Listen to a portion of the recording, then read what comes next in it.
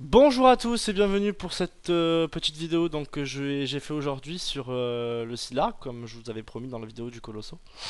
Donc voilà, j'y suis allé avec ma team au complet, Panda, Enu, Zobal, Eni et Yop. D'abord, je vais vous faire un petit résumé rapide des mobs et ensuite je vais vous parler un moment du fonctionnement de la salle parce que c'est quand même assez prise de tête et compliqué quand on n'a pas l'habitude. C'est un donjon qui est considéré très simple par certains et très dur par d'autres. Moi j'ai énormément galéré au début et maintenant c'est presque systématiquement gagné. Donc voilà. Alors, tout d'abord, un petit résumé des mobs, des choses qu'il faut juste pas faire. Je vais pas vous faire le résumé complet parce que ça vous le trouvez sur internet. Euh, le mans sordide renvoie les dégâts en ligne 2 tours sur 3 et soigne ses alliés. Le Mérulor, il gagne des PM quand vous le tapez et il sacrifie un de ses potes. Et il vous fait beaucoup de dégâts de poussée, donc attention quand il arrive sur votre team. Le Mécanofuchs ne tape pas tant que vous ne le tapez pas. Donc il vous retire des PM en ligne par contre, ça vous faites extrêmement attention. D'ailleurs j'ai mis un Panda Wasta, vous voyez, pour le bloquer au début. Parce que du fait de la configuration de la salle, si dès le premier tour, étant donné que vous êtes déjà aligné, il vous enlève tous les PM à votre team, vous êtes vraiment mal. Donc du coup, essayez à tout prix de ras le PM ou de lui mettre un Wasta suivant où est-ce qu'il est dans la configuration. Et enfin, le Bricoglours, ben lui, c'est un gros bourrin. En gros, il a 4 PM, il vous attire en ligne quand il est assez proche de vous. 5 PO de mémoire, 4 PO peut-être, je sais plus. C'est très facile de le ralentir au niveau des PM et par contre, il fait extrêmement mal quand il est low life.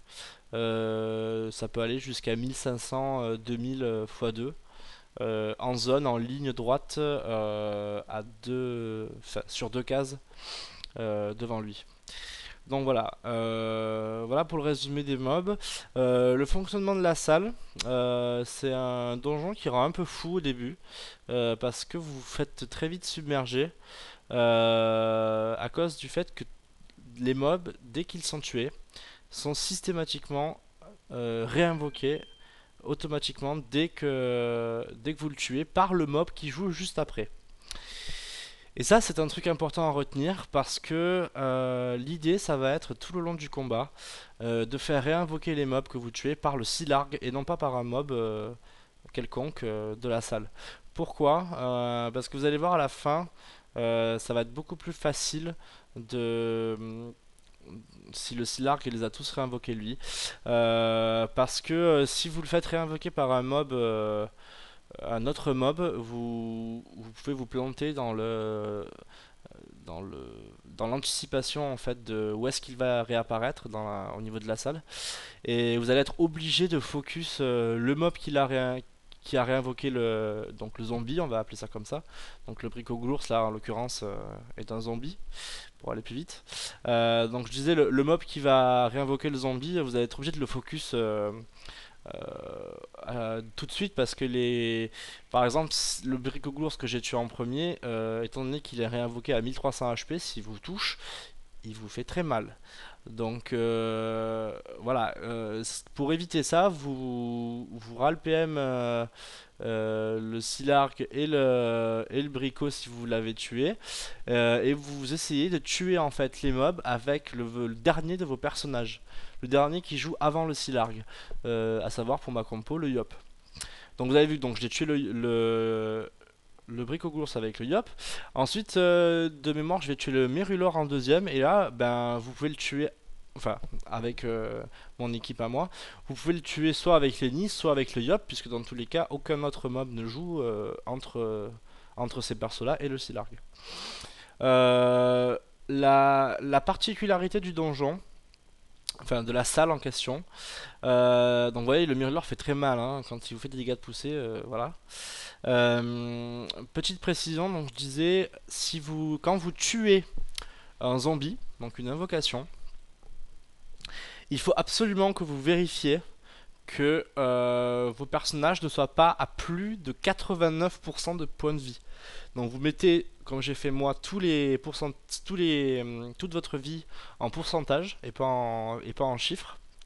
Euh, et vous et vous vérifiez, et si c'est nécessaire, comme je viens de le faire, vous tapez vos personnages, parce que moi à force d'avoir l'habitude, j'ai préféré de ne pas me faire taper du tout par les mobs ou très peu. Du coup, limite, ils vous font pas assez de dégâts en fait. Donc, soit vous vous laissez taper par les mobs, soit vous vous tapez vous-même pour descendre en dessous de 90. 90 c'est déjà trop, hein. Si vous laissez pile à 90, vous mourrez. En fait, voilà, c'est dès que vous tuez une invocation, si un de vos personnages a plus de 89% de points de vie, il est OS automatiquement. Donc vous devez absolument vérifier ça. Donc là voilà, je vais Marton Moon le Yop carrément parce qu'il était full vie. Bon, je vais m'occuper du mans sordide. Donc voilà, donc là petit à petit, le but dans ma technique à moi, ça va être de renverser la salle. C'est-à-dire de mettre le Silarg en bas et votre équipe en haut. Pourquoi? Parce que quand le Silarg, ou peu importe quel autre mob, mais en l'occurrence le Silarg réinvoque les mobs, il les réinvoque dans le sens des aiguilles d'une montre. Alors je m'explique, ça veut dire que s'il a la possibilité de le faire, il va toujours les réinvoquer à 6 PO dans tous les cas, mais s'il peut, il va les réinvoquer à sa droite. Si donc par exemple là il était à la place du Mécano Fuchs, il l'aurait invoqué contre le mur, tout en haut à droite de la salle. Enfin, tout à droite, à côté du Silark. Euh, à côté de là où est le Silark actuellement. S'il peut pas, il va le réinvoquer en bas. Et s'il peut pas, il va le réinvoquer à gauche, etc. Et vous tournez. Le but, ça va être en fait de mettre le Silarg en bas de la salle, entre la zone, donc là où est le Zobal et les nus, à peu près, pour qu'en fait, à chaque fois que les monstres sont réinvoqués, ils soient réinvoqués tous en paquet en bas de la map et viennent pas vous embêter dans votre team à être réinvoqués au milieu de votre team, parce que le gros problème c'est que quand elles sont réinvoquées, le premier tour où elles sont réinvoquées, les invocations ne jouent pas. Mais elles sont indéplaçables. Donc si elles se retrouvent au milieu de votre team, vous êtes mal. La seule esquive que vous avez, et je vais le faire, oui, je vais le faire au tour prochain, c'est ça. Je vais le faire pour la Nunu, c'est la stabilisation pour vous dégager. Parce que le gros problème, c'est que vous ne pouvez pas rester à proximité des invocations, parce que quand vous les tuez, elles font des dégâts de zone qui vont de 200 à 2000 suivant où est-ce que vous vous trouvez par rapport à elle. Donc vous voyez, là elle a explosé en zone, ça a fait des dégâts. Le Mérulor a tué en explosant, a tué le Bricoglours. Donc ils font des dégâts en zone à 5 PO maximum, et plus vous êtes proche, plus ils font de dégâts, tout simplement. Donc vous pouvez vous permettre d'être à 5 PO, 4 PO, mais ne restez pas au cac de l'invocation quand vous allez la tuer, sinon vous vous prenez très très cher dans la tête et ça fait mal. Donc voilà, le Mécanofuchs je le garde toujours pour la fin parce que tant que vous le tapez pas, il vous embête pas trop. L'idée c'est de pas aligner vos personnages comme j'ai fait à l'instant. Par exemple, le Zobal et Lenny sont sur la même ligne. Voilà, regardez, je stable les nus pour qu'elles puissent se dégager du Bricoglours. Et je prends dans le cul le panda pour qu'il revienne en fait vers la gauche, parce que le but ça va être au fur et à mesure de passer votre équipe en haut et garder celle du Silarg en bas. Alors pour faire ça, vous allez voir, voilà, une fois que le Silarg est correct, enfin est déjà bien avancé vers la map, vers là où vous voulez l'emmener, vous lui faites une corrupe et vous accélérez pour directement faire le tour de la map en fait avec vos persos. Alors avec le Yop c'est assez pratique puisque vous avez un bon. Le panda peut aussi porter, jeter vos persos, hein. C'est juste que moi avec la technique que j'ai, je me sers pas du panda pour jeter les persos. Mais voilà, le Mécanofuchs vous pouvez même le faire après le Silarg. Moi vous allez voir que je vais avoir l'opportunité de le tuer parce que j'avais la relance Coco et qu'il a au moins 40 terres, donc si vous avez la Coco il est mort en gros. Voilà, voilà. Donc là, le combat se déroule plutôt normalement. Faites attention toujours à regarder les barres de vie de vos personnages, de pas être au-dessus. Si vous avez un doute, vérifiez. Voilà, vous voyez là le Yop s'est pris 200 de dégâts parce qu'il était à 5 PO du Brûleur. Alors pour debuff le boss, il va falloir que vous tuiez voilà, l'invocation qu'il a réinvoqué lui-même. Donc là par exemple il a réinvoqué le Merilor. Il y a deux méthodes pour faire ça. Alors soit vous tuez directement l'invocation en question. Ce qui va faire quoi? Ce qui va faire que cette même invocation va tuer en fait toutes celles qui sont après, puisque si vous tuez l'invocateur, toutes les invocations meurent, c'est logique. Comme Nosamoda, si vous tuez Nosamoda, toutes ces invoques meurent avec lui. C'est le même principe. Soit vous faites ça pour tuer en fait systématiquement à tous les tours toutes les invoques, parce que le but c'est qu'une fois qu'elles soient tuées, même si elles sont réinvoquées, elles ne vous tapent plus. Vu qu'elles sont low life et que le premier tour elles ne jouent pas, il faut que vous profitiez à chaque fois pour le tuer. Euh, Voilà, donc là le Zobal par exemple, je commence à l'amocher, je vais pas le finir parce que j'ai envie de me décaler rapidement vers l'autre côté de la map. Euh, je vais le finir avec Lenny ou le Yop, je sais plus. Lenny. Et voilà, donc là vous passez de l'autre côté de la map et après vous allez voir en fait que du coup que le Scylark est placé en bas, les monstres vont être réinvoqués en masse en bas. Et donc la deuxième technique que je vous disais, c'était étant donné que les monstres sont réinvoqués systématiquement entre les murs en fait du bas, eh bien voilà, regardez, donc le sordide est réinvoqué par le Scylark, donc pas à droite parce qu'il pouvait pas, donc en bas, hop à gauche et hop à droite. Donc là ils sont assez regroupés, et si vous en faites péter un, ils meurent tous du fait des dégâts de zone qu'ils font quand ils explosent. Donc du coup la technique ça va être un peu ben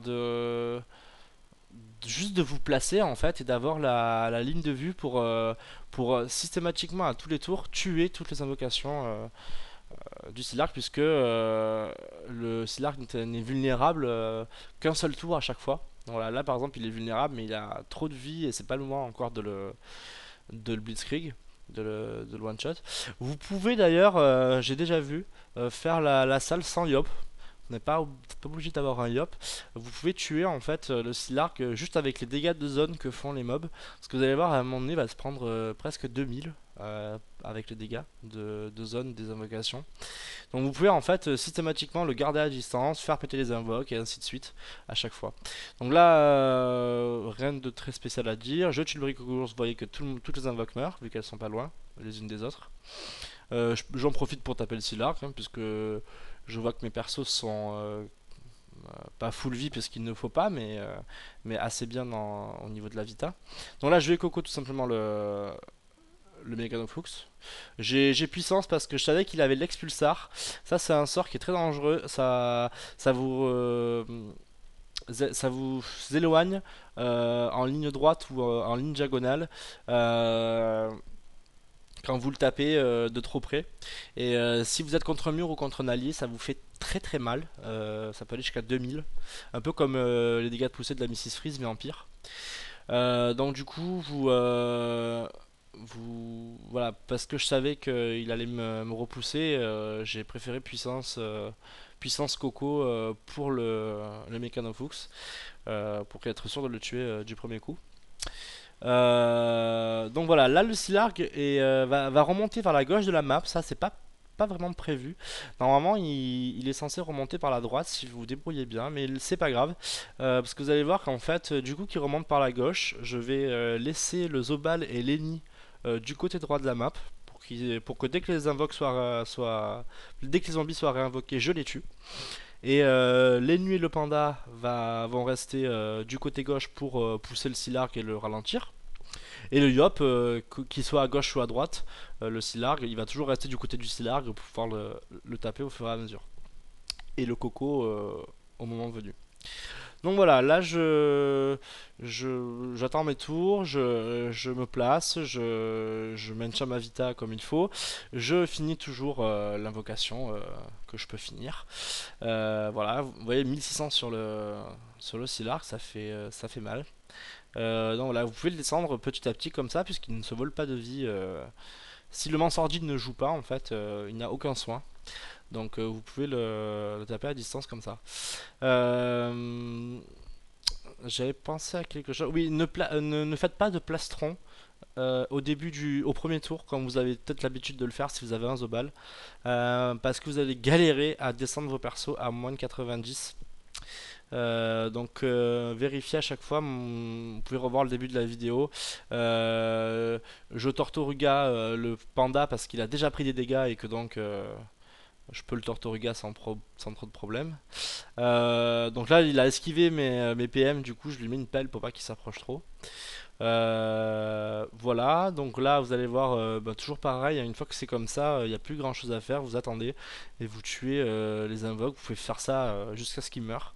Bon, moi je vais accélérer le combat en lui mettant la coco dessus, hein, mais c'est pas obligatoire. Donc voilà, donc là je rush avec le Zobal pour être à portée, j'entame le Bricogours, de toute façon Lenny va le finir à 100%, hein, ça j'en suis sûr. Donc petit fail de portée, hop voilà, le Silark reprend des dégâts, et là ben vous n'avez plus qu'à attendre que la coco arrive et que alors, et calculez bien aussi un petit détail, si par exemple le Silark est super loin comme il est là, ne ralentissez pas, puisque il faut juste qu'il soit à plus de 3 PO de vous, puisqu'il désenvoûte à 3 PO, mais sinon il fait toujours le même sort. Donc si vous devez caler la coco par exemple, calculez les PM qu'il va utiliser et où est-ce qu'il va atterrir en gros, pour caler la coco et pas avoir un bon coco par exemple pour le mettre sur la gueule. J'ai ou je vais, non je vais pendant le cul le Yop, euh, pour qu'il puisse être tranquille au niveau des PM pour caler la coco. Et voilà, bon là le Yop va presque finir pour changer. Le Silark, il va lui rester 99 HP si je me souviens bien. J'ai pas compris pourquoi, mais c'est pas grave. Les gars dansaient étaient plus haut, mais c'est pas un problème. Donc voilà, donc vous voyez que les mobs restent en bas et si vous les tuez à chaque tour, ils ne jouent plus. Donc votre but ça va être ça parce que déjà le Mécanofuchs et le Bricoglours font très très mal parce qu'ils sont low life quand ils sont réinvoqués. Donc voilà, là il a pas pris de dégâts le Silar parce qu'il était pas assez proche. Mais il a été debuff quand même, puisque pour le debuff il faut que l'invoque que vous tuez soit à moins de 10 PO. Ce qui est quand même assez énorme, vous pouvez pas trop le rater. Donc voilà, là je lui mets de l'érosion et pourtant 1600 affichés. Je marque GG Wellplay pour mon pote et puis voilà, ça passe pas. Euh, bon, c'est pas grave, de toute façon, voilà, là, il m'a désenvoûté le Yop. Du moment que vous avez gagné, vous vous en fichez un petit peu de prendre des dégâts. Voilà, donc Panda va finir le Silarg et ça aura été un combat pas très difficile, mais il faut beaucoup d'entraînement, donc entraînez-vous, bon courage et n'oubliez pas de vous abonner à ma chaîne. Allez, ciao ciao ciao.